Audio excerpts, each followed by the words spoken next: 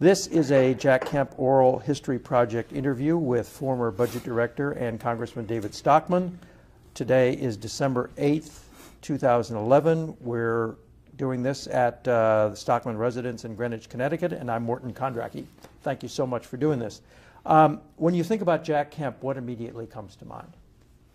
The whole era of the late 70s and how bad things looked, and the early 80s and how much possibility seemed available.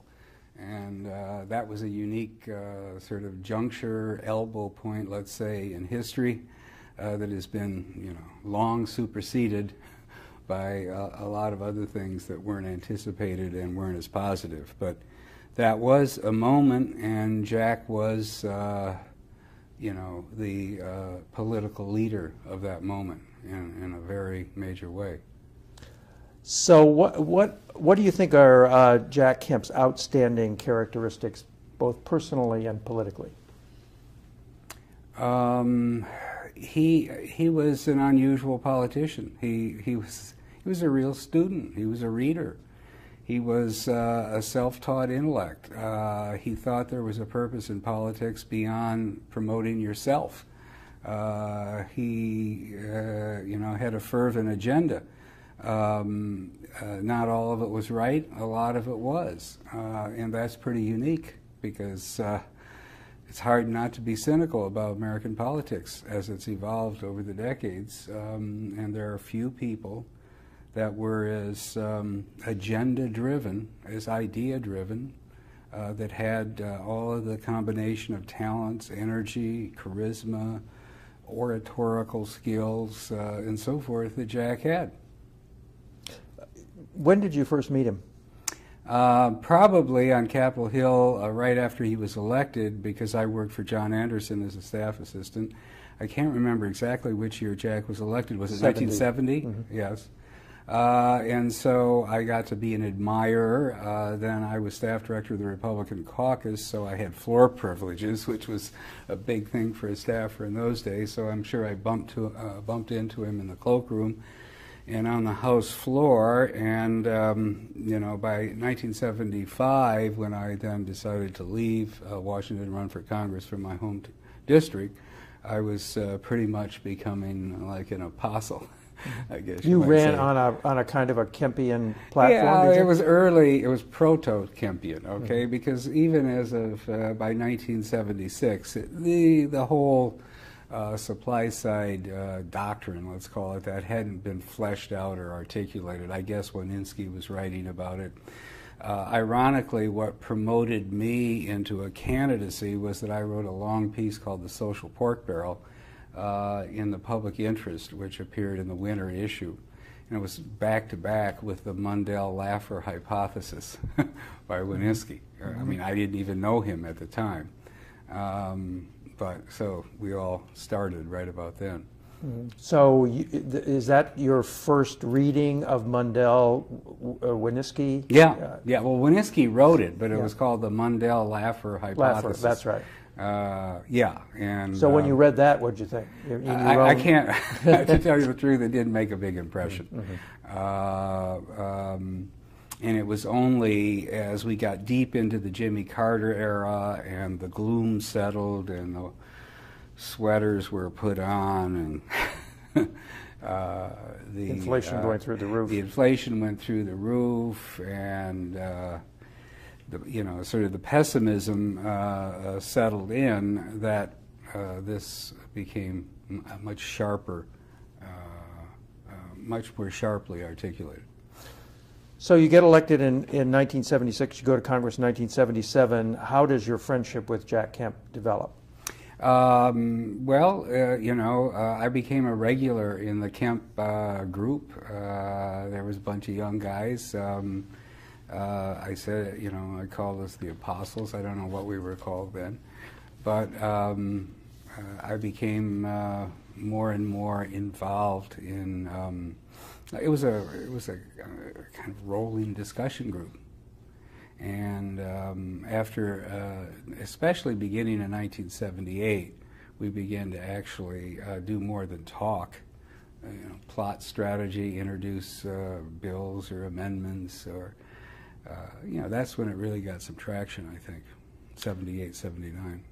You describe in your book that his office was kind of a postgraduate seminar in supply side economics. So who all was there among members? I mean, who do you specifically remember as part of the circle, and what did they contribute? Henson Moore was one of, I haven't thought back that far for a while, but Henson Moore was clearly one guy in the group. Who else, who else would you expect? Where did Newt Gingrich fit into this? Well, Newt was elected in 78. Right. And I think he sort of gravitated to the group, but Newt had his own caucus. At that point, it was a caucus of one. But in his eyes, it was a caucus. I wouldn't say that he was a core part of it, but he was a fellow traveler. Trent Lott, yes, yeah. And how about Connie Mack? And I think maybe, I'm not really sure. Probably, but it was Trent Lott, Henson Moore, Bill Thomas, I think, from California. I'm not sure he was elected by then. Yeah. If I looked at a roster, I'd remember exactly. Jim Weber. Yeah. Well, no, wait a minute. I think wasn't he elected in 80? I don't think he would have, depending on what there period was a you're group talking called the about. Amigos. Were you one of the Amigos that went to a Mexican restaurant and Yeah, talked about all yeah, this? we went occasionally. Yeah, Jack liked Mexican food. Yeah, he did. Yeah, yeah. So, what about the staff and the outliers? I mean, Jude Winniski and Arthur Laffer seem to be the intellectual core of this group. Yeah. How did Jack manage Winniski, Laffer, Crystal, all these people? It was kind of on the fly. They would come and go, and they would appear, and there'd be a phone call, and Jack was very energetic and constantly on the move. They would just appear. And so, how much time did you spend with that group, would you say? How often did you? Well, I think it became much more intense in the second half of 1979 and then into 1980 when the presidential campaign got serious and Kemp got signed up or converted, as I think I said in my book, or he converted Reagan, I should say. So it was really 79, 80 when it really took off. So what in this, I'm going to run down some of these people just to ask you to do little descriptions of what they contributed. So Irving Kristol, what was his role in this group? Well, as I think I explained it in my book, he was kind of the godfather of the group, the intellectual guru, the guy who really knew a lot. We were all amateurs reading our history books and getting instructed by Winniski, who may or may not have been reliable as a historian. We thought he was. We didn't know. But Irving Kristol was the real thing. So he, I would say, was kind of the intellectual leading light. Not that he was that fanatically involved in the narrow supply-side tax macroeconomics equation, although he obviously endorsed it and promoted it. But he had a lot more prestige, credibility, gravitas, I guess, at the time than Laffer, who was pretty young, and Winniski, who was really a journalist. Mm-hmm. Nothing wrong with journalists, but right. Yeah. It's okay. So Jude Winniski, give me a character sketch of Jude Winniski and what his influence on Kemp was. And well, he was the classic ideological fanatic. It's clear to me now. It wasn't so clear then. Had it been a different time, a different place, he would have been Lenin's right-hand man. That, you were with us, or you're with us, or you're against us. Is black and white. He was like, everything was Manichaean. Mm-hmm. He was a secular Manichaean, and that's ultimately where we parted ways, probably. When we had to, when we got into governance, and then it was no longer a debating society at the Mexican restaurant or Jack's office, but it was decisions and facts and unpleasant, unwelcome developments, and that whole Laffer-Winskiy group could not cope with governance. They could only cope with ideological formulations. And what was Laffer's role in the group? Oh, he was always had an answer to every issue, supremely confident, and probably claimed to have more of the economist authority about what supply side and tax cuts were all about than even Winskiy, and certainly more than Crystal. Crystal was a big picture conservative. So was Robert Mondale part of this group? Maybe he came once or twice. He was not sort of engaged on the ground. He wasn't in the ground game. He was off in some library somewhere. And what about Lou Lehrman? Lou was really, near the end, Lou was involved. And Lou brought the other side of the equation because he was for the supply side tax cuts, but he was also hard money, sound money, gold standard, which was part of what we talked about, but as things got real and, strangely enough, Reagan got nominated, and then even more strangely, he was on the verge of being elected, the theory became, well, maybe we shouldn't talk too much about the gold standard because, we don't want to be labeled as complete kooks, and the tax cut and taking on this predicate of ever-expanding government and the welfare state was the more urgent practical priority. But Lou was really, he was the heavy thinker in this thing, okay? These other guys couldn't hold a candle to Lou Lehrman. He's the true intellect, the scholar. And he was also a man of the market. He was at Morgan Stanley, I think, or something at the time. But unfortunately... But he was in New York? Yeah, but he was, he came to Washington quite often.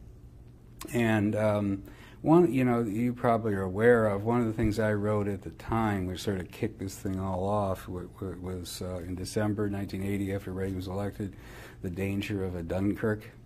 I got a lot of that rhetoric from Lou Lehrman.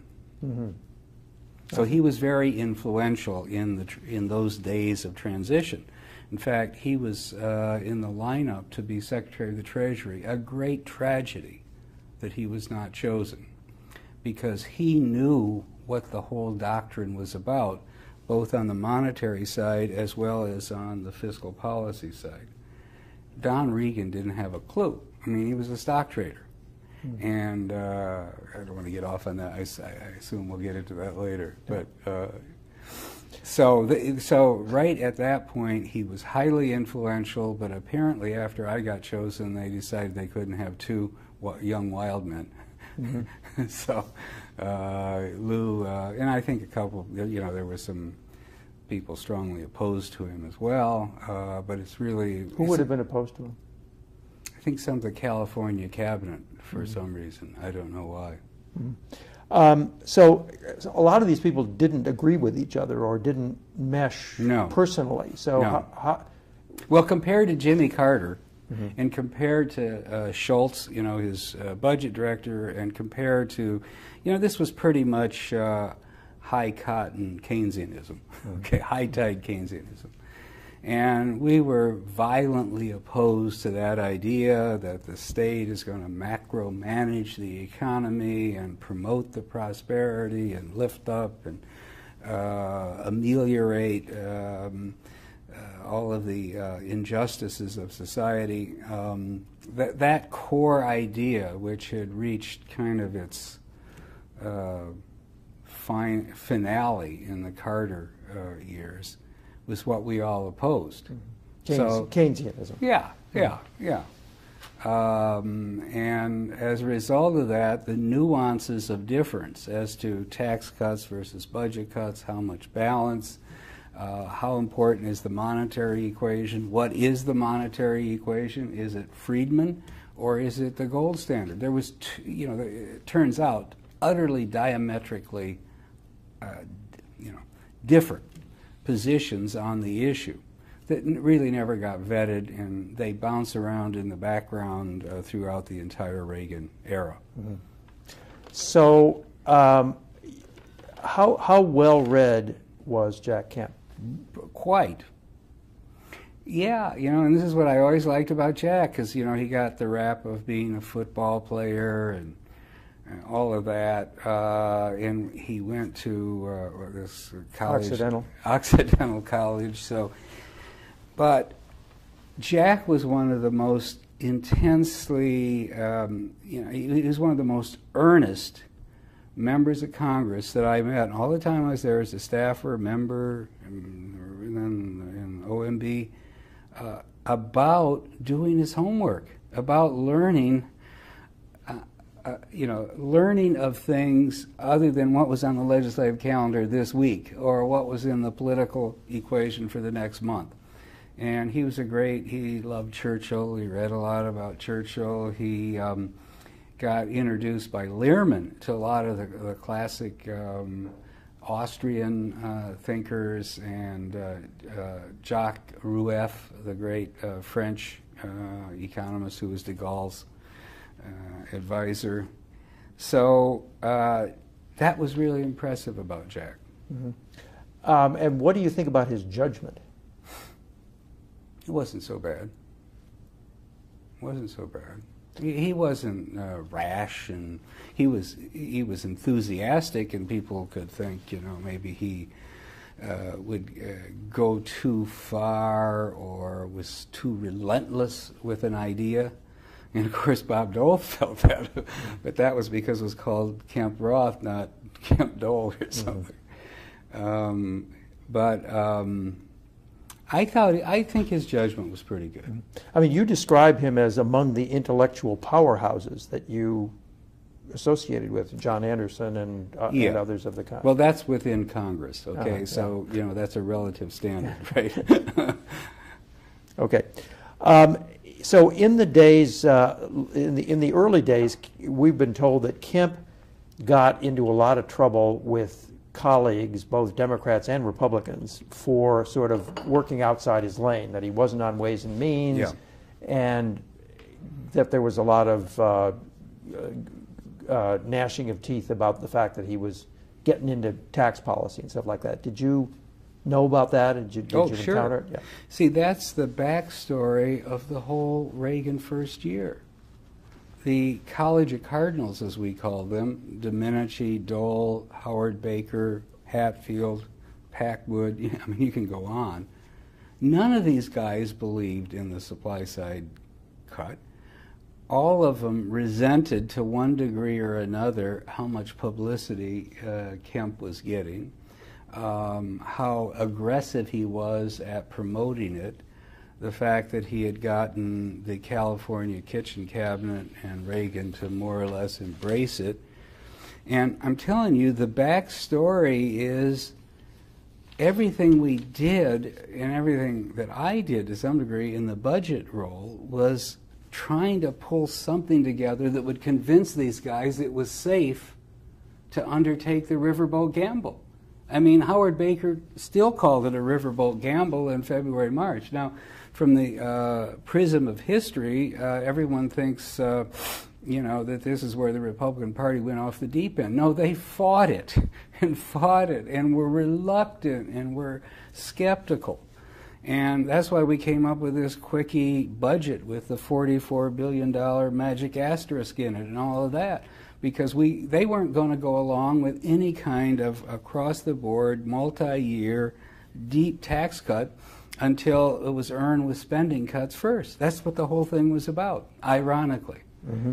And, of course, it misfired because in form. That's what we did. The budget resolution was passed first. There was a framework, but the cuts, got diluted, delayed, and dismissed. Defense got much bigger than it was supposed to, and the tax cut, as I lay out in my book, turned out to be a bidding war that almost doubled the size of what was originally intended. But the whole thing was designed to make Reagan's program palatable to the mainstream Bob Michael, Baker Republicans who were not enamored whatsoever with Kemp, Roth, across the board, deep, multi-year tax cuts. They still believed in the old-time Republican religion, and this is why this is a historical turning point of immense importance, because eventually they shed that doctrine as a result of what transpired during the Reagan years. In those days, though, they were deficit hawks more than... Yes. No. I mean, it's hard. You were reporting that then, so you have to go back and read your stories. You'll see. None of them wanted to do the across-the-board tax cut. They would have done 10% 1 year if Reagan had been more passive. Okay? That's what they would have done. Now, how did the Democrats respond to Kemp Roth? I mean, he tried to describe this as John F. Kennedy revisited. I take it that argument didn't sell with them. Not so much. It was always a little bit of a, what you call opportunistic argument. Mm-hmm. But here's the thing. I mean, this is the great irony of it, because the Kennedy cut, which was actually passed by Johnson, because Kennedy first opposed it himself, was the handiwork of Walter Heller, who was the Keynesian, uber-Keynesian economist of the era. And it was all based on the idea that the government knew there was more capacity for growth in the economy than the economy itself knew, and that with all kinds of fiscal measures designed to achieve potential output, things would be better as administered by Washington policy. Well, this is the opposite of what libertarian supply side was supposed to be about, but somehow Winitsky and Laffer, who were propagandists first and foremost, but Winitsky would be the agitprop scribe of the supply side movement. If he would have been in the 1930s, he would have been, writing the pamphlets and posting them, on the lamppost. But so that was just opportunistically picked. There was no commonality between the underlying theory. The underlying theory of supply side was lower the marginal rates, liberate entrepreneurial energies. Mm-hmm. The underlying theory of the Kennedy tax cut was manage the economy to 100% of potential GDP when it's only at 98.6.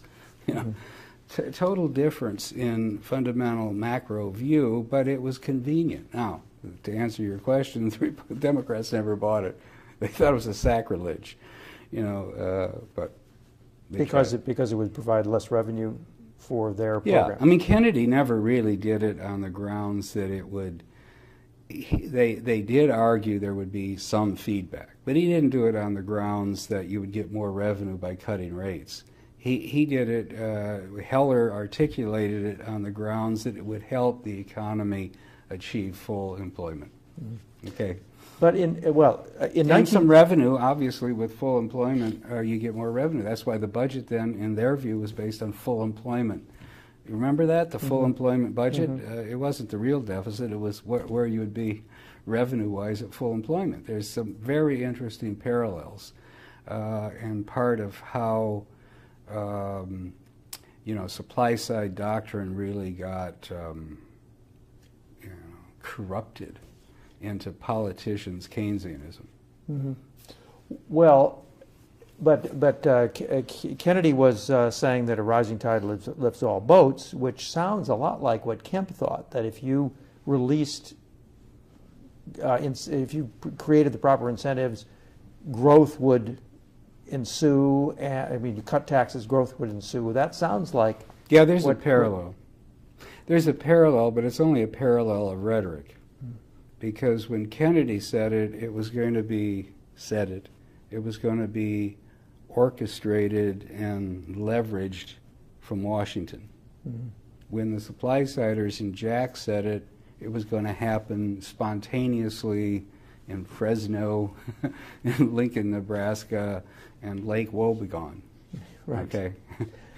Okay. 1978, Kemp Roth does, however, become the standard for the whole Republican Party, right? Right. Brock engineered that. So, but you say that people weren't believing it; they just needed no. Brock was really kind of an outlier. He was quasi-establishment, accepted by the Senate leaders, but he was kind of an outlier, and he lost in 78, right? In the Senate. No, he was chairman of the Republican Party. I think he lost in 76. Yeah. And then became chairman of the Republican Party. And then, so what he was doing as a great party man, he's a brilliant guy, was trying to keep the party from a schism, a huge schism, which was there. I mean, what we called the College of Cardinals, those old bulls, they had no use for Roth or Kemp. Okay? Mm-hmm. Roth was an establishment. But he did have seniority on the finance committee, so they couldn't totally ignore him. Now, just go back theoretically. You describe the supply side movement as a combination of tendencies. Some tax cut, across the board tax cuts, gold standard, what you describe as ending the Second Republic, all of that. Now, and various people, I take it, had various emphases in that. Right. Take a menu, and some people played more on the third page, and some were more on the first page, Now, true. You all along were of the destroy the Second Republic and the welfare state. That was your primary emphasis? Well, my start on this thing was that article I referred to, not to beat the drums about it. It was called The Social Pork Barrel, and I was basically saying is that a whole bunch of organized lobbies and interest groups are behind what has become of the Great Society programs. It's not really helping anybody, but it's certainly employing a lot of social workers and home builders and so forth. So that's the angle I came from, which was that interest group politics will capture programs and capture the government and pervert the spending to their own interest. The doctors opposed Medicare when Johnson, and Medicaid when Johnson pushed it through, but 10 years later we're living high in the hog. So I was coming from that kind of anti-interest group view of the state, which is another way of saying small state, small government. But it wasn't just out of principle that government should be small. It was on a second dimension, which is if government gets big, it gets captured. And then it just becomes a food fight and a free-for-all where organized interest groups who were there day in and day out can steal from the rest of the electorate, which is out trying to earn a living, pay their bills. So I had that. So I was kind of a libertarian. Kemp was not, was he? I think Kemp was pretty much domestic libertarian. Now, the whole issue of national defense is another matter. Because that's where the influence of the other side of Crystal came in. By then, he was already kind of a breastfeeding neocon. And so there was a whole group of thinkers who were for, the defense, rearmament, the defense buildup, the scary dangers of the evil empire and all of that. And Kemp was much more attuned to that. I didn't care that much about it, and in hindsight, I see it was a crock. Okay, but at the time, became one of the further splintering issues as we got into 81, 82, and 83, and that is I couldn't get any domestic spending cuts because all the rank-and-file Republicans were mad as hell about the massive amount of money which was just falling off the wagon at the Defense Department. And it created such a political dissonance that, you know, they just couldn't, you know, marshal the political fortitude to vote against farm subsidies or some UDAG grants when they just saw the money, you know, dripping everywhere across the river at the Pentagon. So that, unfortunately, killed the domestics, the impulse to shrink the welfare state, which then became hugely problematic because the tax cut had starved it of revenues. Mm-hmm. So now you had big defense, the same welfare state, and much less revenue. This was a large problem where the whole history of the next 30 years got started. So going into the Reagan years, Kemp is a kind of a libertarian in theory, at least. But when it comes to cutting all those programs, then you get accused of being root canal, right? Yeah. Well, that was clever theorizing, and this is where these guys turn out to be. By that I mean Laffer and Winniski. You know, just political rogues. That, you know, the Republican Party has not succeeded in the post-war period because we're always talking about eating your broccoli. That you have to maintain fiscal discipline, that red ink is bad, that the national debt is bad, and as a result of that, we're always against all kinds of programs that are popular and that people like. Now, they weren't pro-welfare, pro-poor, bleeding hearts. They just had a political dodge which said, we'll get enough growth out of supply side that we don't have to cut this stuff that much. Mm-hmm. Okay, and that then became... Did Kemp believe that? He didn't. He was like he was tormented about it because he didn't really like these programs, but he wanted to have a new Republican philosophy of one of inclusion, one of sensitivity, one that didn't look like we enjoyed starving orphan children or something like that. So he didn't want to be constantly caught in these brush fire, you know, wars over program by program cuts. On the other hand, he wasn't opposed to the idea that you needed to shrink the domestic side. And so therefore, when push came to shove, he would always say, "Well, let's have a little more growth," you know, and it became, you know, that became kind of the corrupted form of supply side. Mm-hmm. Just wait for 5 or 6% growth, and governance is easy. Did you ever have a crucial discussion with him about what was possible and what was not possible? You know, what the limits of supply side were? Did you ever hash it all out with him? I think there were probably a lot of arguments about it, but right in the heat of battle, like in 81 and then in 82, when the economy was going through the great disinflation, it was hard to prove your case, okay?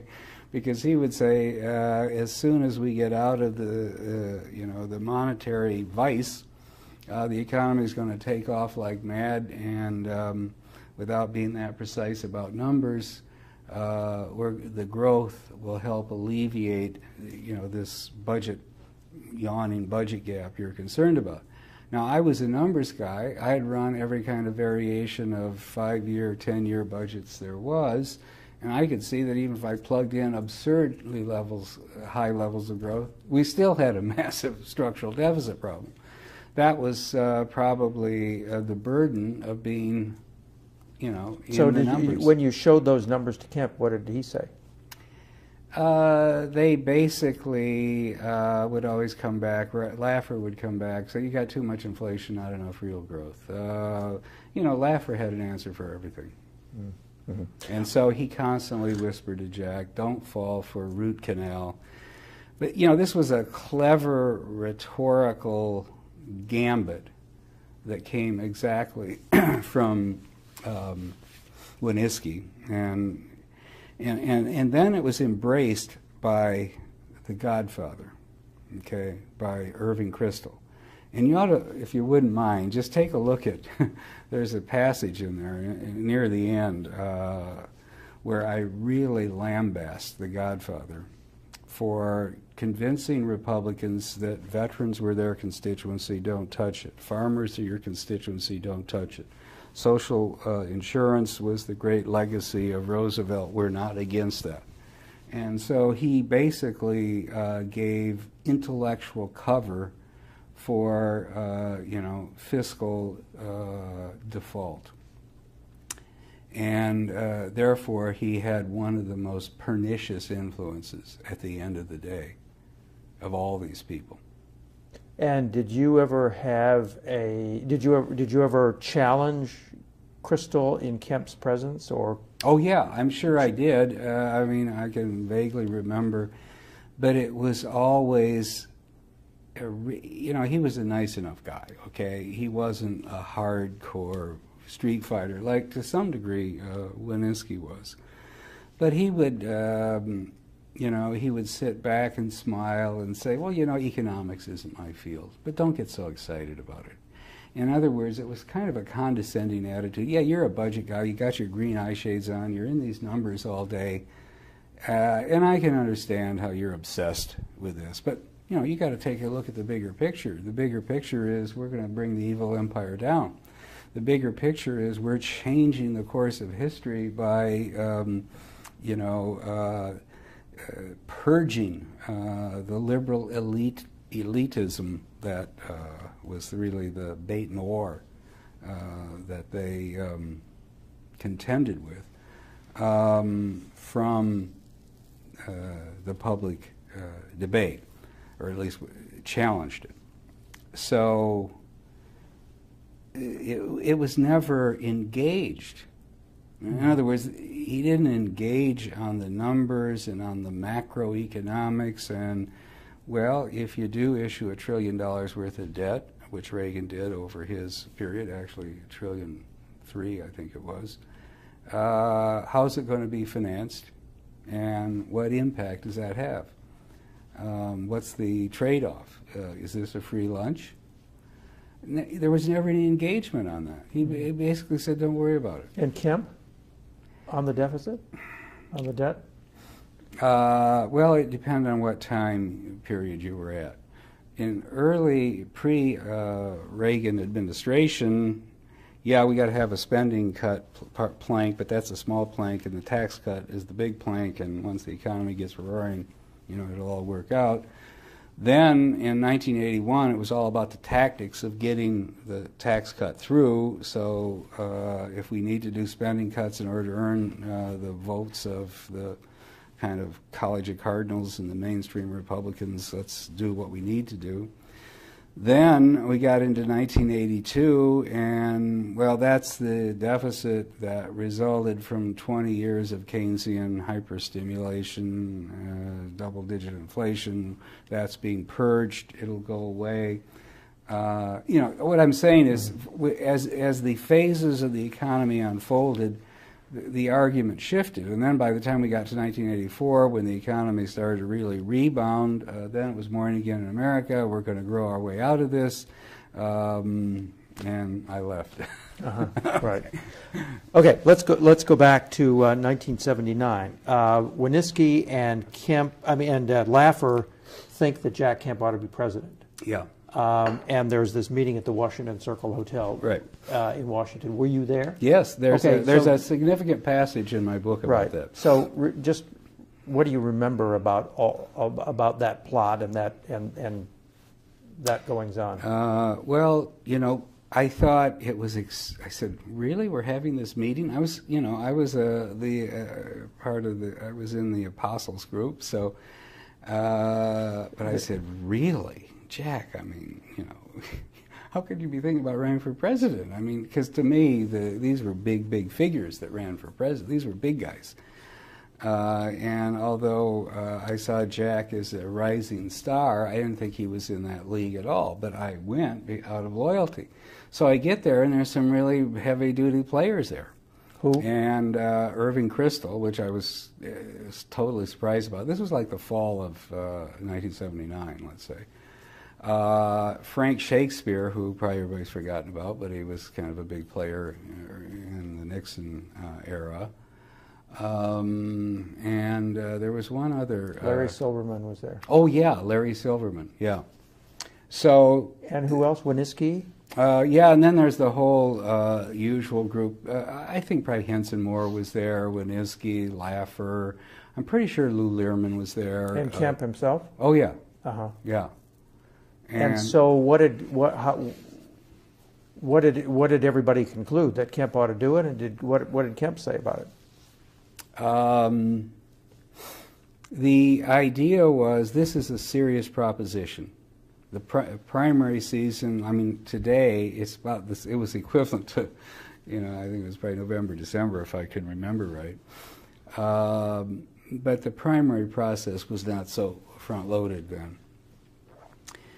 So I think the conclusion of the meeting was this is an exciting prospect. Let's explore it further. So it was kind of the exploratory committee without a name and without an announcement that came out of that. And then Kemp says, "No, I'm going off with Reagan. I'm going to go." Well, what happened was then the Reagan people saw it coming, and they basically co-opted Jack. They invited Jack, Laffer, and Winniski out to the ranch, so to speak, out to California for a few days, as I remember. This probably was January or February of 1980, January. And the idea was to learn from them about supply-side economics and Kemp Roth, but it was really to co-opt them into the Reagan camp. And came back and he said, "We converted him. We converted him." I was stunned. And second, I was shocked that he was for Reagan, because I thought at that point I thought Reagan was some kind of right-wing human events. My view of the world was I was a libertarian, liberal, social liberal, and I was all for small government taxes, liberating the entrepreneurs and all that, but I didn't believe in all the rest of this stuff. As a young guy, I had a pretty dim opinion of old fogey human events, right-wing, anti-commie, school of why can't Johnny pray in school, philosophy. And that's what I thought Reagan was, and I wondered what the heck Jack was doing. Mm-hmm. And so it took me a while to come around. When Kemp goes out there with Winniski and Laffer and so on, did they convert Reagan, or was this something Reagan already believed, based on your memory? Well, in his mind, he was always for smaller government, which meant lower taxes. And you remember 1976, he had a big tax cut, which then they tried to destroy him with. So he always had that fundamental, after he converted to be a conservative, he had that fundamental low tax view, which the conservatives of the 1950s had. I would call it the George Humphrey. He was Eisenhower's Secretary of the Treasury view. And then Reagan also had the antipathy to high marginal rates that, of course, by legend, he had experienced during World War II as an actor in the 90% bracket. So he was highly disposed. But he was also a balanced budget guy. So what happened was the charlatans, which they were in the end of the day, Laffer and Winniski, convinced him that cutting taxes would lead to a balanced budget. That was, That was his reluctance. That was the reluctance of the whole kitchen cabinet. I mean, these guys had been brought up on the gospel of balanced budgets, and they loved the sound of these income tax cuts, liberate the entrepreneur, provide incentives, get the government out of the way. They liked all this, but they had a reluctance because they were afraid, well, what if the deficit explodes? Mm-hmm. And those two guys convinced the whole Republican establishment, or at least the Reagan, California establishment, I should say, that don't worry. Kemp believed that too, though. Yeah. Did he not? Yeah. So was he a charlatan or not? No, because Kemp, I think, believed it by their warranted word. In other words, they were supposedly the experts. Laffer was supposedly the economist. And Winiski was supposedly the brilliant financial journalist who had studied things deeply. And so he bought their view, but Kemp was a little broader than that. As I said, he did realize that you had to shrink the spending side. Laffer was just cavalier. Don't bother, it's not that important. And Winiski was worse. Why do you want to pull? You're Dr. Root Canal. He named me a lot of things, but that was one of them. So it was a gradation. Winiski was utterly cavalier and irresponsible. Laffer was just clever and had all his little equations that could show you, that things would balance.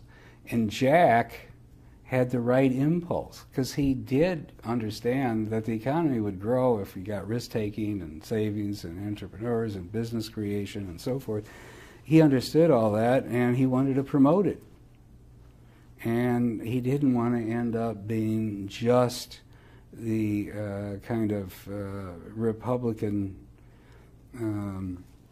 budget cutter that had gotten the party, in his view, nowhere for 25 years. So the question becomes, though, was he sort of in the thrall of Laffer and Winiski? Yeah, I think they were the Svengali. Both of them. They were like a collective Svengali.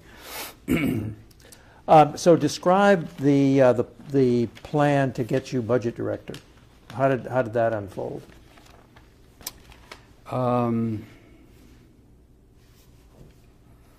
They were, after the election, well, first of all, I had gotten a warm spot in Reagan's view of things because I was his sparring partner in the debates. Mm-hmm. You played John Anderson first, and then I was Carter in the second debate for a week. So how did you get those positions? Well, the first one, ironically, just shows you how all of this thing, there's so much irony in this. They were afraid in the Baltimore debate, which was, you remember they couldn't agree on a three-party debate thing, so it was one-on-one, that Anderson was going to destroy Reagan because Anderson was one of the greatest debaters in the House of Representatives. I think you remember, you covered him. And so they took him off the campaign trail for a week, and Jim Baker was, at that point, was now running the campaign, casting about, well, who really understands where Anderson's coming from? Hey, well, how about this young Stockman guy? Because I worked for him for 6 years. So that's how they got me. Mm-hmm. And then Reagan thought it worked out so well that when it came time, I was back in Michigan campaigning for re-election, I get a call from Baker, get back here. He wants you to be Carter. So I did that for a week. So then, after the campaign, he was doing his call of, his week of, after the election, his week of thank you calls. He called me one day to thank me for what I did and my role in the debate preparation and so forth. He said, some of the guys were thinking, you're really the kind of young, energetic guy, face that we need to have more of in the Republican Party. Is there any role you'd like to play in the administration? I didn't hesitate. I said, yes, I'd like to be budget director. And he said, oh, I'm not sure exactly what that position is, but I'll go talk to the fellas. So then I told Kemp, he got a hold of the Prince of Darkness, Novak. Novak wrote a column about it.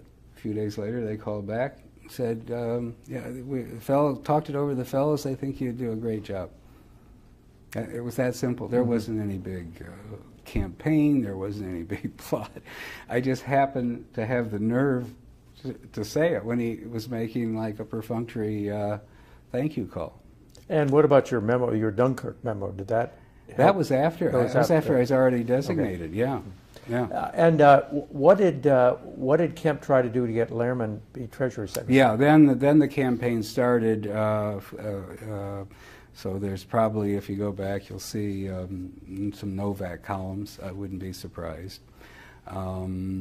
Jack began to call people and try to agitate. I don't remember a lot more detail about it. But then after I got selected, there was a mini campaign for Lehrman. And that's where someone decided you can't have all these young whippersnappers. You need somebody with some gray hair. So you describe in December 18th, before you're appointed now, and you go up to New York and you start talking around to people in the markets and stuff like that. And then there's this dinner at the Century Club with Kemp, Lehrman, Winniski, and so on. And already Greenspan too. Greenspan too. Yeah. And so already there's beginning to be doubt among what you call the Central Committee about your. Oh yes. There was doubt for this reason. The purpose of the round robin, I went to all the Wall Street houses, at least a lot of them. I went to Morgan Stanley. I went to Bear Stearns. I just want to throw this in the record. I didn't go to Goldman Sachs because it wasn't important then. And the trip was organized by Dick Whalen, okay, who had a different angle on things. He was sympathetic to supply side, but he was a much broader, deeper, more nuanced. What was Dick Whalen? He was like a financial journalist who he'd been involved with Nixon, and he was a consultant, economic consultant.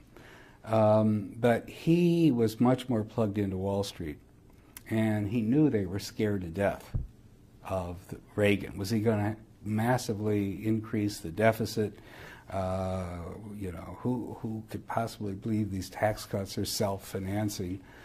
And in December 1980, the bond market was going south, as I remember. The yields were pushing up to 13, 14, 15% on the 10-year.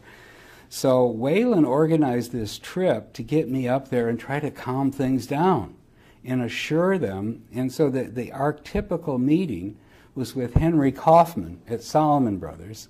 And remember Henry Kaufman? Maybe you don't. Dr. Gloom. Mm-hmm. He was the great bond market economist at Salomon Brothers, which in those days was the bond house, and the bond market was unraveling.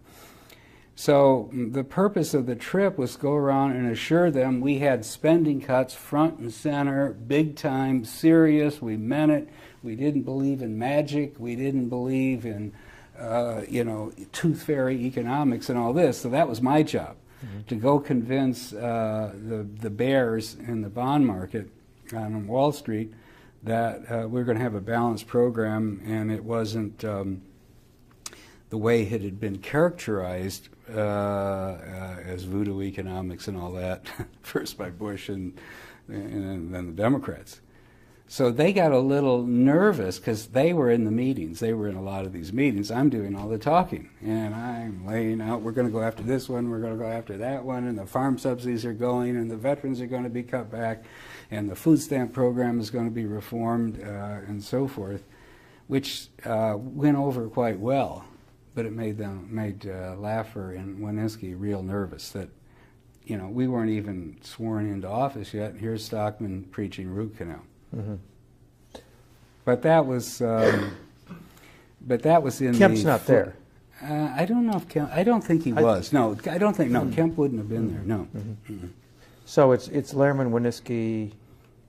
Who else? And I don't think Laffer was around. Maybe he was, but I know Winniski was there. Mm-hmm.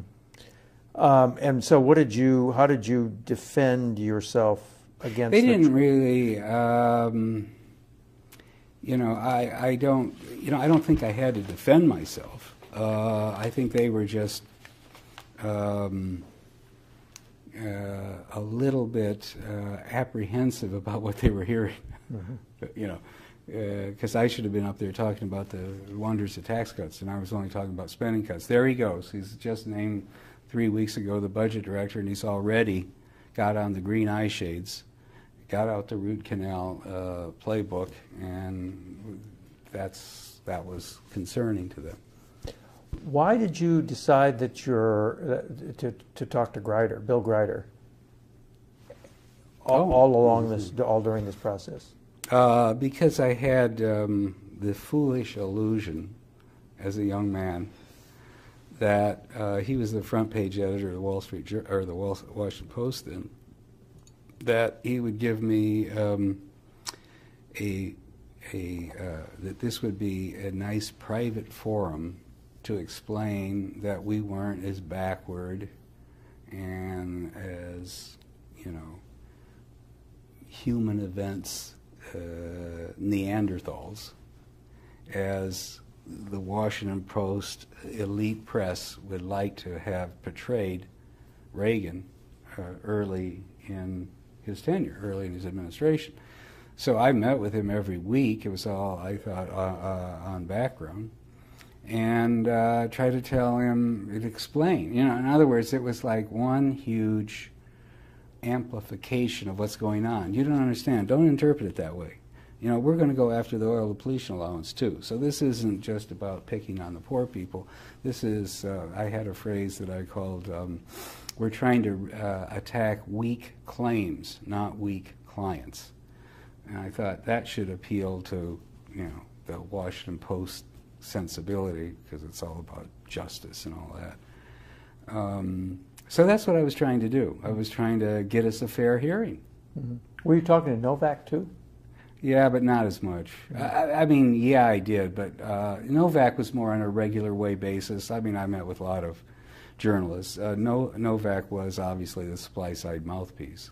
Mm-hmm. But the Grider thing was different. Every Saturday morning we had breakfast, and then, you know, and I still don't hold it against him. I mean, there was an honest misunderstanding at what point in future history he would be free to use the information. And I thought it was like distant history. And he thought after the tax cut passed and the Congress went on vacation, you know, that history had been fulfilled. So, okay. In 1981, you concoct this rosy scenario based on growth numbers. Now, did Kemp buy the rosy scenario? Was he a believer? He might have been, but you have to understand Rosie's scenario, and I've laid it out in a whole chapter in my book way back when, was an accident of the committee of people with different angles on the whole doctrine. So you had monetarists, supply-siders, and traditionalists. And Craig Roberts was the supply-sider, and his deputy was Steve Enton, Treasury. And then the monetarists were Burl Sprinkle, and he was deputy undersecretary, I think, for monetary affairs. And the traditionalist was Murray Wiedenbaum, who's head of the CEA. And so we would go round and round and round about how much inflation was realistic to project, how rapidly it should fall, how much growth was possible, how much nominal GNP, which is the sum of real plus deflator, you could get with a tight money policy, which the monitors wanted. So it was a circle that couldn't be squared. But it ended up as a compromise with, what was wrong with Rosie's scenario, by the way, was two things. One, it was criticized for having inflation fall too fast, and actually inflation fell even faster when finally the tourniquet was put on by Volcker. And second, and this was wrong, that you wouldn't need a recession first and then growth. Okay. But Rosie's scenario projected that in the first 2 or 3 years, the GDP would grow about 5% a year, 5.5%. It actually did. In 1983, 84, and 85, average GDP growth was 5.3%. The problem was it left out 1982, and the fact that the economy went into a crevice, a deep dive, in order to first quell, the monetary fire or the inflationary fires that were underway. So, what really ended up being mistaken about Rosie's scenario was that we projected way too much nominal GDP, and revenues are based on nominal GDP. And in my book, I call it the $1 trillion error, because the whole thing was a 5-year plan. You're going to bring taxes down dramatically over 5 years, shrink the state, end up at a balanced budget in 84 or 85. It all, for the first time, we'd never done 5-year budgeting before. People had done projections, but no one had really done a fiscal plan that had that long of sort of runway in front of it. And when we overestimated revenue, GDP, nominal GDP by $1 trillion, we therefore overestimated revenues massively. And that's where the whole equation got out of sync. Mm-hmm. So when did you realize that the whole thing didn't add up? I mean, Reagan was after these huge defense increases. Yeah. I mean, do you, in effect, it was voodoo economics? No, it was voodoo. It was voodoo assembly of the components. In other words, and I think it's somewhat, I laid it out in my book, but when Reagan presented it to the Chicago Economics Club, his first real fiscal plan in the campaign, which it was September 1980, the plan was put together by Marty Anderson and Greenspan, and it had 5% real defense growth from the defense level that was in place in 1980.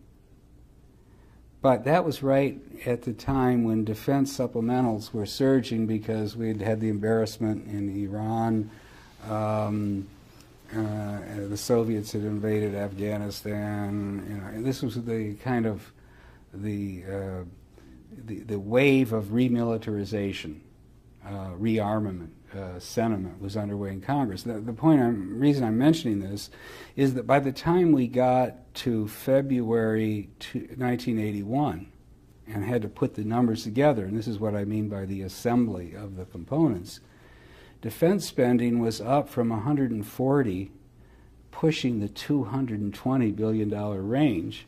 And then they decided, well, if Carter came out for 5% real growth, which he did in his outgoing budget, we can't have 5%, or how are we a strong defense administration? So they went for 7%.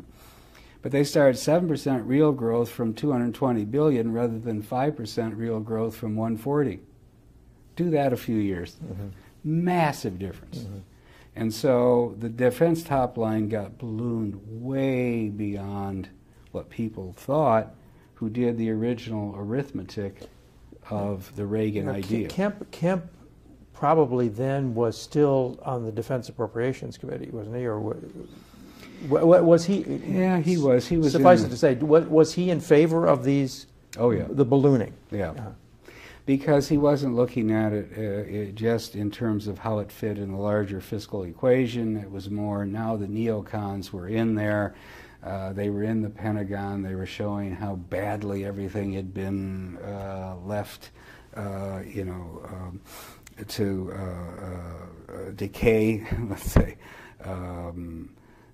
by the Carter administration. So he was all caught up in, we've got to catch up fast, the whole rearmament campaign. So I don't think he was even looking at the numbers.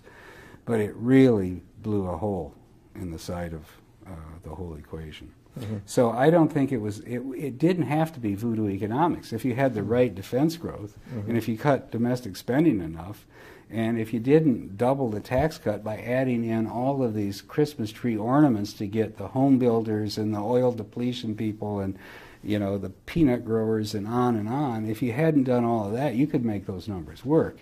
Mm-hmm. The problem is politics took all three pieces of the numbers, that's why I called the book The Triumph of Politics, in the wrong direction. Right. So, but the question again is, when did you realize that this whole thing wouldn't add up? Or did Oh, it take... I knew exactly. I mean, Yeah. You know, when we take a break here or something, I'll show you the picture. There. Okay. August 1981. After the tax cut finally passed, you know, the last big push, the reconciliation bill passed in June, the tax cut in late July. Then we had to do the mid-session update, and the numbers just, because by then the economy looked totally different than it had in February.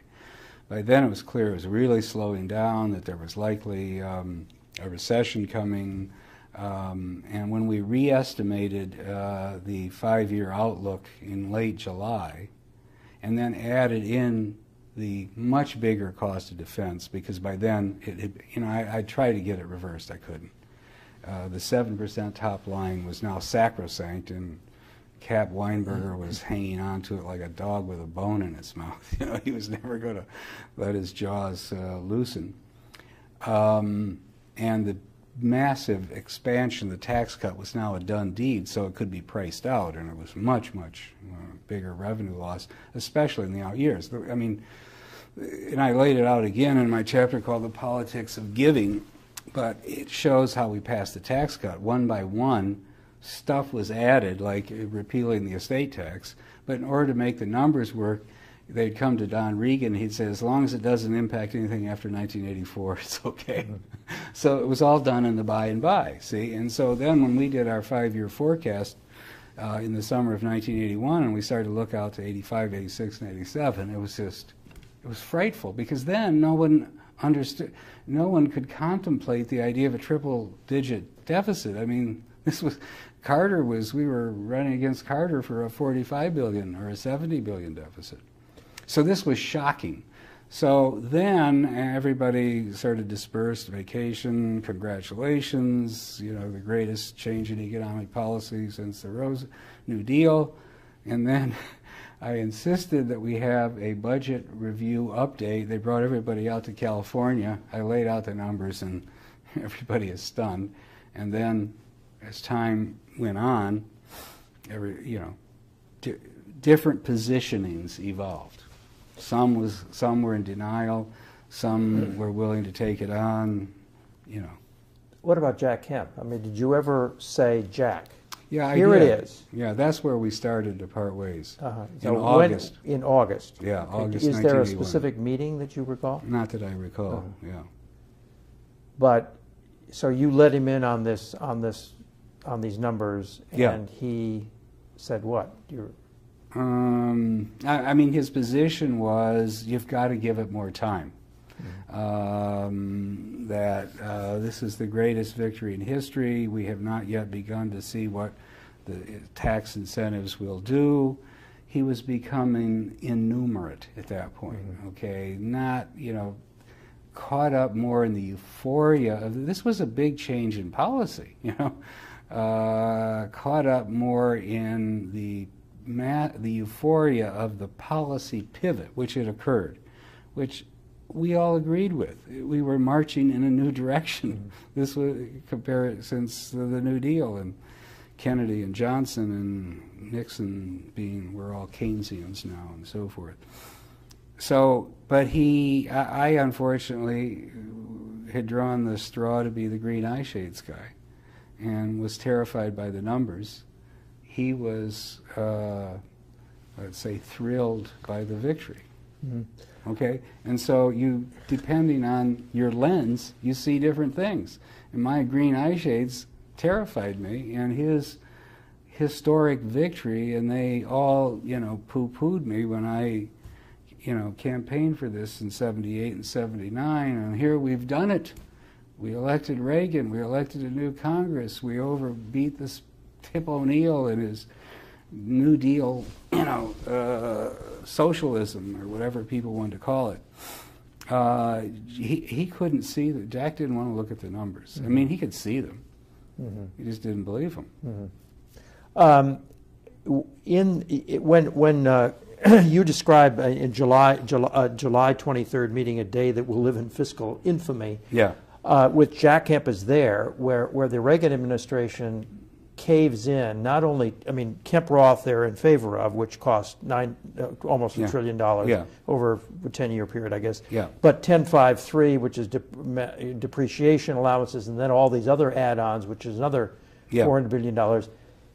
Did Kemp favor all of these things, the whole ball of wax? By then, he was totally tactical. In other words, a lot of these he would have opposed as using the tax system to steer people into the all-saver certificate, which is what the S&L industry wanted, or certain kinds of tax shelters that the Oil Royalty Association wanted. So he would have, in philosophy or theory, said these aren't that good. But by then, this was vote counting. They all came in. They put their bid on the table, and you read what I wrote. Yes. One by one, they all got something, and it added up, and all was backloaded out a few years. And the thought was, we have to pass this. It's historic. It's changing the direction of policy, and if we go overboard, we can deal with that later. Because no one had any experience in modern times with fiscal problems of this dimension.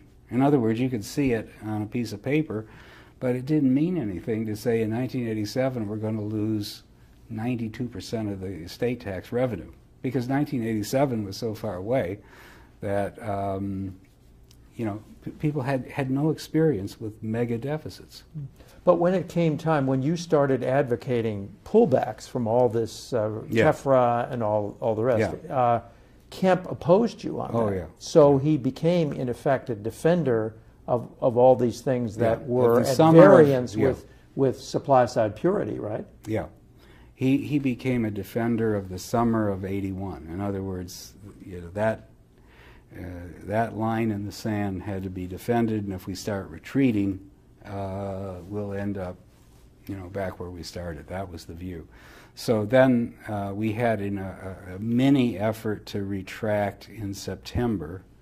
It was called the September Offensive. September Offensive. Yeah, some offensive it turned out to be. And the idea was, let's roll back this defense buildup or stretch it out. Didn't get very far with that. Let's have a new round of tax cuts, which the College of Cardinals really went nuts on. I mean, a new round of spending cuts on top of the ones that they couldn't implement that they'd already legislated. And I think I was pushing hard for some rollback of taxes. We didn't get very far on that. But by the time we got to the budget in the winter and we had to present the FY83 budget in January, the numbers were really bad.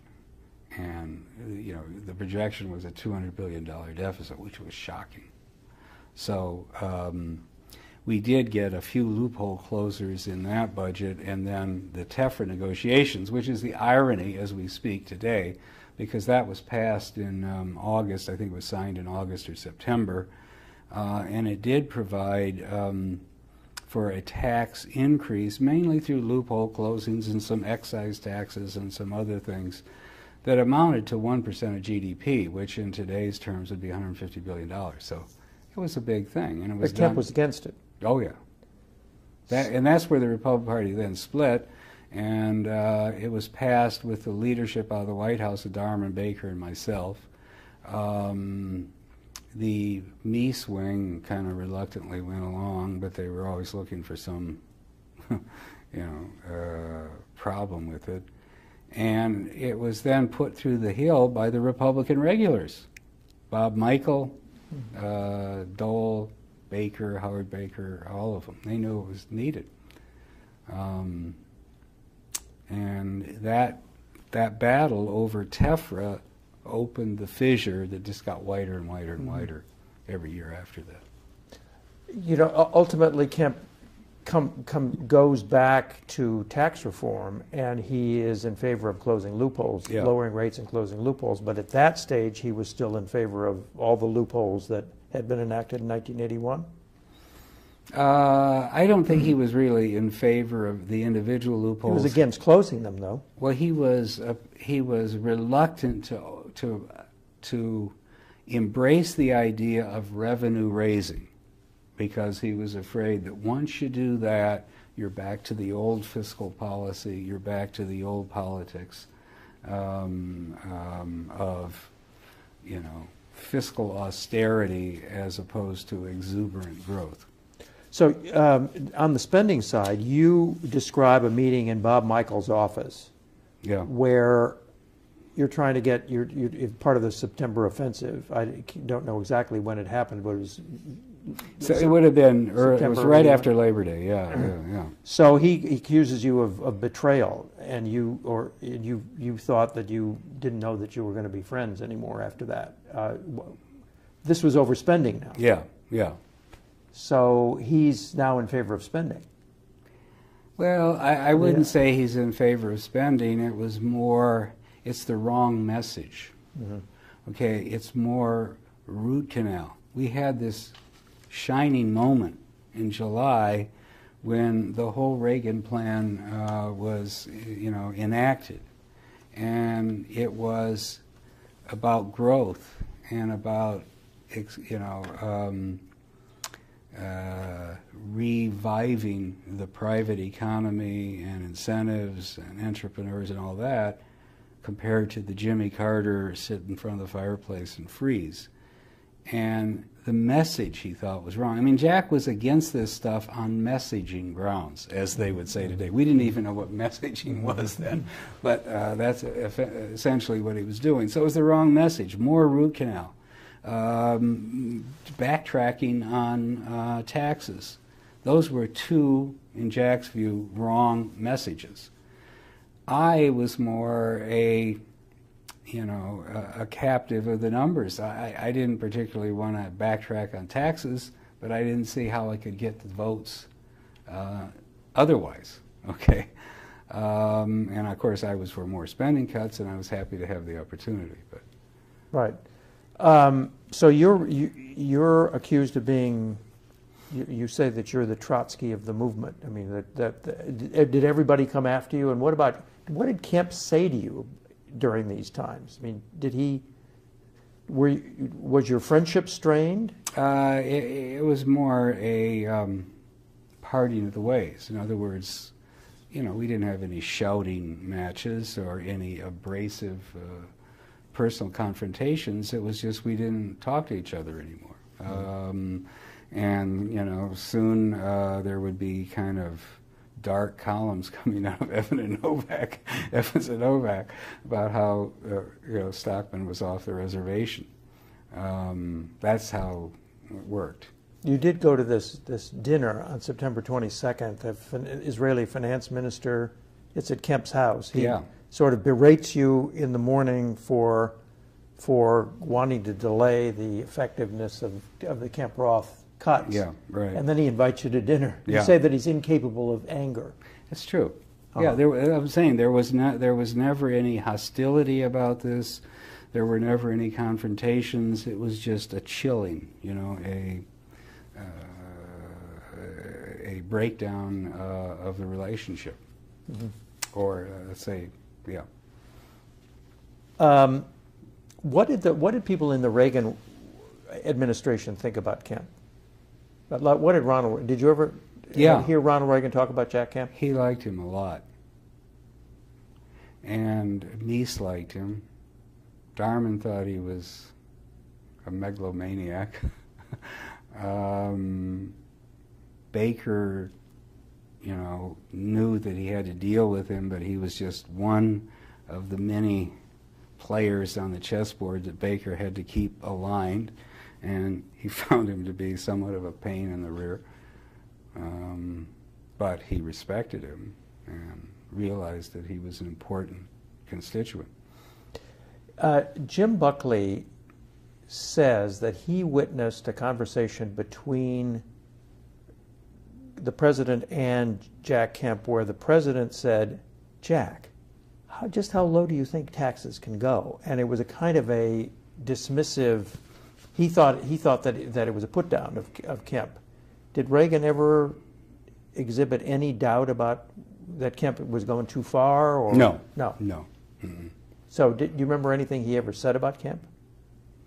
I'm not recollecting anything at the moment. But he saw, Jack as a real stalwart ally. He represented what Reagan wanted to see as the future of the Republican Party, that he was reviving to its original roots and mission and philosophy. Do you remember any conversations with Darman about him? Yeah, I mean, Darman was a cynic. There's no doubt about that, and he didn't speak overtly negatively about Jack, but he was cynical and dismissive. Mm. How about Reagan? Don Reagan had a ample ego, let's put it that way. And Jack was a contender for some of the space that his ego wanted to occupy, let's put it that way. So there was, he worked with him, I think, pretty cordially. Don Reagan was a very affable guy. I mean, he got along with a lot of people till he would have a temper tantrum, and then it would be over in a day, and he would start up again. So he worked well with Jack, but he saw Jack as a contender for the limelight.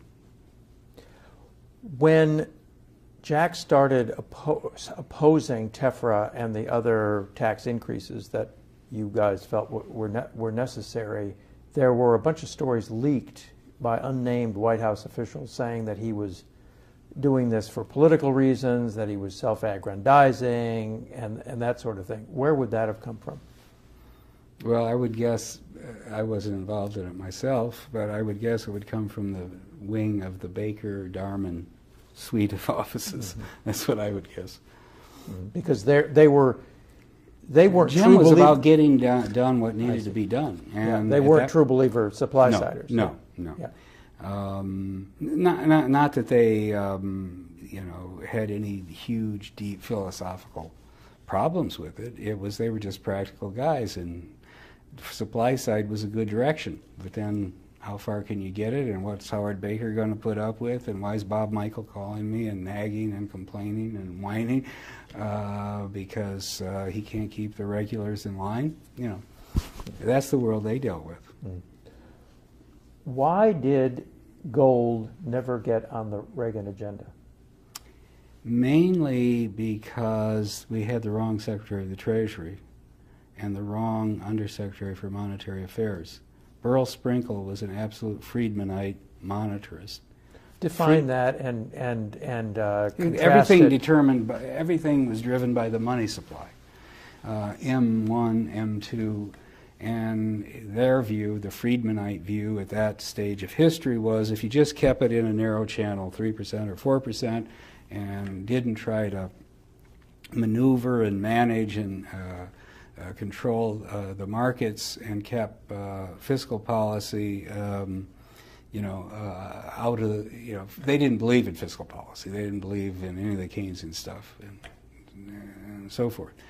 But Friedman was very anti-gold standard, and he's the evil genius of the whole modern era, as far as I'm concerned, because he convinced Nixon to default on Bretton Woods, default on our obligations to convert our money, which was the heart of the whole fixed exchange rate system.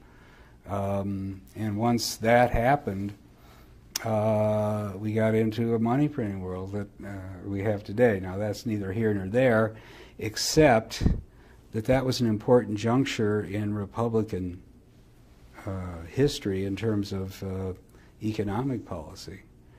And so what had been the view in December 1980, which was very gold standard oriented, Don Regan wasn't around yet. He was the default candidate because I think there was a Simon they wanted, and then there was a big not Simon, there was someone else in line, and he got vetoed.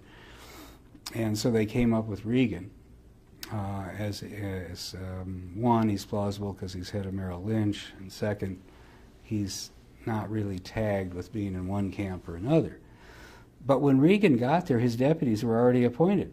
Sprinkle was already Undersecretary for Monetary Affairs, and Paul Craig Roberts was, so he had a supply sider whispering in one ear and a monitor in the other ear, and they were saying opposite things half the time.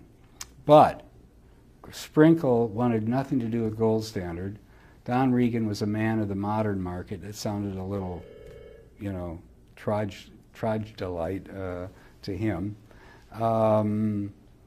And so he pretty much put the kibosh on it. Mm-hmm. And then they had that commission. Remember, we had a commission, and actually Ron Paul was on it, Learman was on it, and the commission was Reagan's mechanism to bury the issue. He didn't want anything to do with it because he thought, you know, the Wall Street no longer cared about it. Mm-hmm. And that was an important failure. That was an important failure right there. Well, you at one stage said that if the gold standard had been applied, it would have been even more deflationary than what Volcker did. Right. So where were you on the gold standard? I was for it, but I mean, I didn't have any deep comprehension. I didn't know a lot of the history, but yes, I was very strongly pro gold standard. I was really mesmerized by Learman, and Learman knew why he was for it, and why you had to anchor the system in something besides fiat money, and that fixed exchange rates are the only way to keep the monetary system stable. So he knew all, you know, and I took his warranted word, and it turns out he was right. But and so, are you now affiliated with the Lehrman, Mueller, Jeff Bell, gold? Yeah, I'm pro gold standard. Yeah. So, but Jack Kemp blamed Paul Volcker and his raising interest rates for the recession, right, and wanted Volcker fired. Yeah, because there was, again, Winitsky at, you know, at his worst, as I remember in that period, had a theory: if you declared the gold standard, inflation would melt away overnight. And so therefore you wouldn't have to go through the Volcker torment and the Volcker, you know, crushing of the credit system and temporarily of the economy. So there was always this magic, instantaneous effect that Laffer is the worst proponent of, but Winitsky was always there too. In other words, cut taxes and the announcement effect will cause behavior to change even if, you know, before the ink is dry on the parchment. Declare a gold standard and inflation, which was deeply embedded in everything, you know, labor contracts, CPI clauses, and so it's all going to disappear. And everything, so that's where their ultimate, you know, ideological irresponsibility lies, because politicians love to hear instantaneous, no pain, everything changes instantly on the announcement effect. And that's where they began to backbite at Volcker, which ironically then, it turns out, that the defenders of Volcker in the White House is the Texas monetary policy of Jim Baker. I mean, Jim Baker didn't like tight interest rates either. But ultimately, it wasn't these, you know, the California conservative supply-siders who kept Reagan bucked up. Wait a minute, were the Californians real supply-siders, Mies and those guys? Well, they had their Adam Smith ties. Let's say that. Okay. But what I'm saying is, Volcker was doing the medicine that conservatives for 25 years had said was necessary, or at least for 15 after things got, guns and butter got off track with Johnson in 1965, 66. And yet, when it came to giving him the final political cover he needed to get the job done, it was the Baker wing that essentially provided the shield, kept Ronald Reagan bucked up, President Reagan bucked up. Although he had his own convictions, you have to give him a lot of credit. He believed what Volcker was doing was necessary, as painful as it was. There's never been any president who was willing to tolerate any kind of pain or tell the electorate any bad news since then, or even for a lot of years before. But the carping started from the supply-siders, because they thought the deep recession was invalidating the tax cut. And of course, Tip O'Neill was out there saying, yeah, we did exactly what he wanted, and what did we get? 11% unemployment. So they had their defensive reasons. I mean, the actual fact was that monetary policy was trumping fiscal policy. Right. Yeah, right. Right. So when the Grider article came out, and you are quoted as saying Kemp Roth was always a Trojan horse for bringing down the top rate, and it was the only way to make trickle-down economics palatable. Did you actually say that to Grider? Well, it's probably one of the most more unfortunate translations of that period. I didn't mean to say, I can't remember what exactly I said. I mean, it's a tape recorder at a breakfast table. It's the Hey Adams Hotel, like 31 years ago or something. But what I was saying is, an important piece of this is getting this absurd 70% top rate on investment income and the high marginal rates down. And the Republicans in the past had tried to do that during the Eisenhower era, but it never got any traction because there wasn't any popular benefit to it. But the beauty of the across the board was that in the process of bringing down all the rates, you got the top rates down proportionately, and it was probably the only way you could do it. So what I didn't mean that the rest of it wasn't important, or I mean, it's been demagogued by the Democrats forever. Mm-hmm. I should have said it was kind of the what's the word for it? It was one of the associated benefits of across-the-board tax cuts. Mm-hmm. It was the silver lining. That's what I should have used the word silver lining, not Trojan horse. What I meant was that was the silver lining. But what about the trickle-down part of it? I mean, you were basically, what it sounded like is that we're really doing this in order to benefit the rich. And it's all about trickle down, and no, but that is so. But that's what it sounds. That's what it sounds like, and that's what the Democrats said. And I just wonder. I mean, what I'm really getting to is, what was the reaction from Jack Kemp when he found out about that article? Well, his immediate reaction was not all that negative. In fact, I was at a restaurant having dinner with some people, and I got in those days, no cell phones or anything. The waiter comes, and you got an urgent call, and it's Jack and Novak. I said, we just got a copy of the Grider article. What the hell are you saying? I mean, it wasn't like they were steaming and angry and denunciatory. They were just, what the hell is this? You must have been taken out of context. Well, I was, but... Didn't you explain that you were taken out of context? Yeah, well, I hadn't seen it, so I said, well, I mean, I got to get it. It doesn't sound right to me. But, it was your birthday. Pardon? It was your birthday. Yes, right, yeah. And Kemp wished you a happy birthday. Yeah, I'm saying it wasn't like an angry, Judas moment. It wasn't anything like that. But the unfortunate part of it was that Jack was really a man of the people. He wasn't out to help the rich, but he knew that the entrepreneurs and the investor class was an important part of the equation. But he was out to lift everybody. He really did believe in this whole, a rising tide lifts all boats. He really was, a populist in that sense. So the idea that somehow there was an a plot to actually help the top 1% of the income spectrum, or something like that, as it has been portrayed and now in revisionist history reiterated, never crossed anybody's mind. We wanted more rich people. Jack believed the bus driver was going to become a rich guy. The farmer was going to be rewarded and expand his acreage and become prosperous. Jack was from Buffalo. He thought Buffalo was going to become prosperous.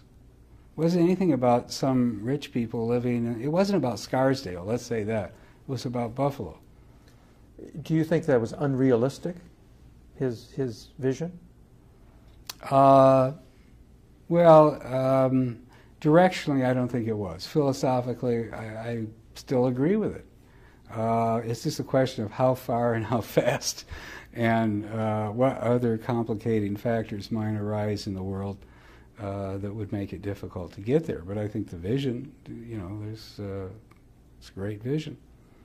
And how much heat after it did you get from the Central Committee? That quite a fair amount. I mean, it didn't come to me directly, but it was. Novak says he never spoke to you again, right? I think that's right. Yeah.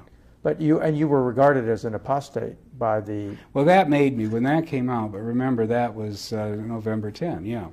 At that point, I became an apostate, and then at that point, the economy was settling into its collapse, and the numbers were turning really bad, and the time to retract part of the tax cut and to have a mid-course correction of policy had arrived, and I couldn't see any other way to go, and so I had to embrace it, and then that really put me in ill repute.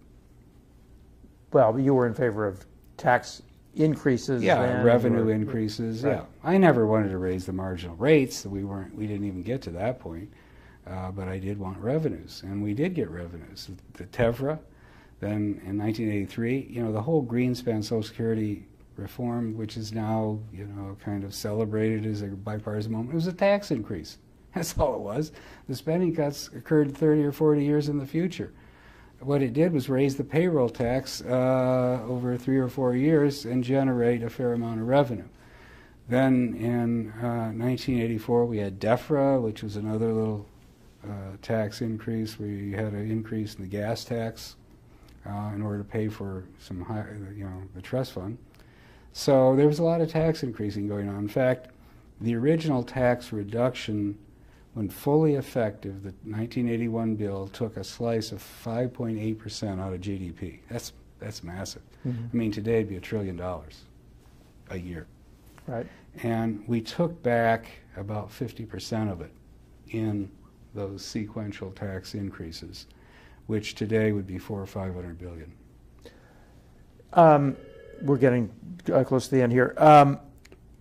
How do you account for the fact that the supply siders also all say, in the end, what we had was 7 fat years. That this thing basically worked. Growth came back. The deficits were big, yes, but we conquered the Soviet Union. That this was all a big success. What's your?